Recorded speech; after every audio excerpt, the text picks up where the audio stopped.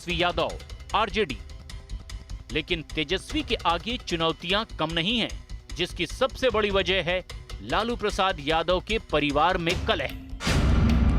लालू के घर में कलह बढ़ाएगी मुश्किल।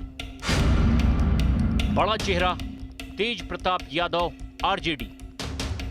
लोकसभा चुनाव में तेजस्वी के बड़े भाई तेज प्रताप यादव ने अपने मन मुताबिक कई उम्मीदवार उतारे थे, जिसमें आरजेडी कैंडिडेट की हार हुई थी। सूत्र बता रहे हैं कि तेज प्रताप विधानसभा चुनाव में भी अपने समर्थकों को टिकट दिलाने की जुगत में लगे हैं। बड़ा चेहरा उपेंद्र कुशवाहा आरएलएसपी। वहीं इस बार बिहार चुनाव का एक और बड़ा चेहरा उपेंद्र कुशवाहा ने महागठबंधन में सीट बंटवारे पर नाराजगी जताई है।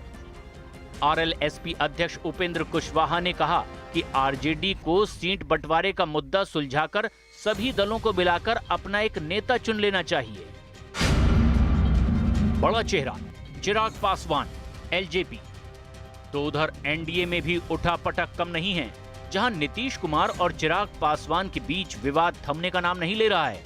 पिछले कुछ हफ्तों से बिहार में जाना माना चेहरा और एलजेपी अध्यक्ष चिराग पासवान सीएम नीतीश कुमार पर तरह तरह की टिप्पणी कर रहे हैं, जिसकी वजह से जेडीयू और एलजेपी में खटास बढ़ती चली जा रही है। बड़ा चेहरा जीतन राम मांझी एचएएम। बिहार के पूर्व मुख्यमंत्री और हिंदुस्तानी आवाम मोर्चा के अध्यक्ष जीतन राम मांझी पहले ही महागठबंधन को टाटा बाय बाय बोल चुके हैं, लेकिन बिहार चुनाव की जंग में अपनी पार्टी के अच्छे प्रदर्शन की पूरी तैयारी में है। बड़ा चेहरा पप्पू यादव जेएपी। बिहार चुनाव की गहमा गहमी के बीच पूर्व सांसद और जन अधिकार पार्टी के अध्यक्ष पप्पू यादव भी जोर शोर से बिहार की 150 सीटों पर चुनाव लड़ने का ऐलान कर चुके हैं। बिहार में विधानसभा चुनाव के मद्देनजर सियासी बिसात बिछ चुकी है। इस बार मुख्य मुकाबला सत्ताधारी एनडीए और आरजेडी के नेतृत्व वाले महागठबंधन के बीच है। हालांकि महागठबंधन में शामिल होने वाले दलों में उठापटक का दौर जारी है और इसी तरह के कई फैक्टर की वजह से इस बार का बिहार चुनाव पिछले विधानसभा चुनाव से बिल्कुल अलग है।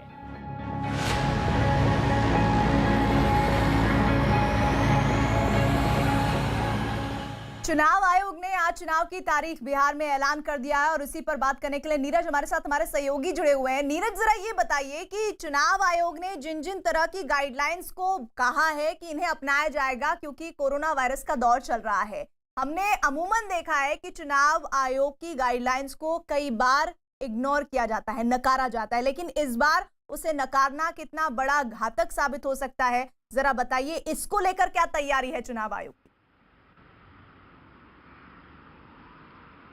देखिए, चुनाव आयोग की तरफ से मुख्य चुनाव आयोग ने एक बात बहुत ही महत्वपूर्ण कही कि बिहार चुनाव कराना कोई दुस्साहस नहीं है, क्योंकि जिंदगी जो है वो चल रही है। और सबसे खास बात आपने पूछा कि दिशा निर्देशों को कैसे लागू किया जाएगा।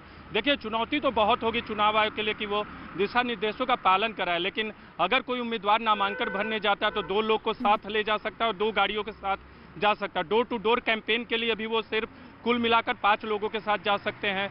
पब्लिक मीटिंग्स होगी, लेकिन पब्लिक मीटिंग्स में भी ऐसा नहीं है कि आप अपने मन से सब कुछ कर सकते हैं। गाइडलाइंस उसके लिए जारी किया गया है, लेकिन तमाम तरह के गाइडलाइंस का जो असर होता है, गाइडलाइंस को लागू कराने में जो मुश्किलें आती हैं, वो चुनाव आयोग के लिए भी आएंगी और बिहार में भी ये जरूर देखा जाएगा।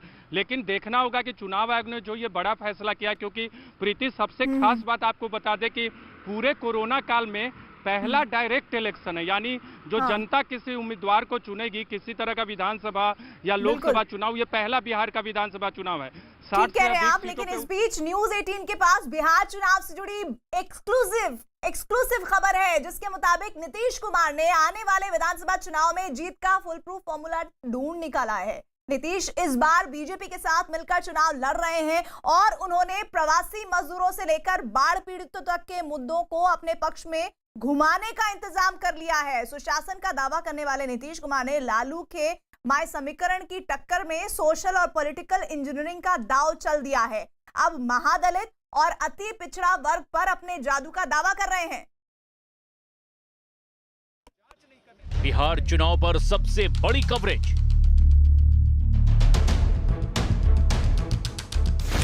नीतीश ने बनाया जीत का फॉर्मूला।